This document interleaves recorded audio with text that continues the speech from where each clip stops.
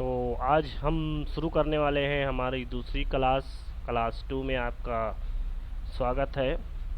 तो सबसे पहले हमें अंग्रेज़ी के हुर्फ के बारे में जानना ज़रूरी होता है कि अंग्रेज़ी के अंदर टोटल कितने हर्फ है, कितने letter, how many letters are there in English. 26 letters अंग्रेज़ी के अंदर टोटल 26 हुर्फ होते हैं। There are 26 letters in alphabet. Letters 26. Alphabet, a group of letters is called as alphabet. Alphabet किसे कहते हैं?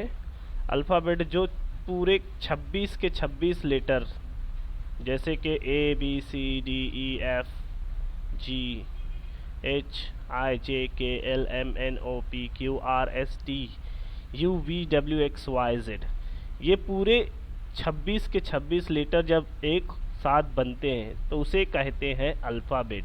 यानी कि अल्फ़ाबेट टोटल एक ही होता है, इसके पूरे ग्रुप को अल्फ़ाबेट कहते हैं। अल्फ़ाबेट टोटल एक होता है, ये क्योंकि ग्रुप मानिए एक हो जाएगा तो अल्फ़ाबेट का ग्रुप जो है अल्फ़ाबेट सिर्फ एक होता है और इसमें तो 26 लेटर्स होते हैं।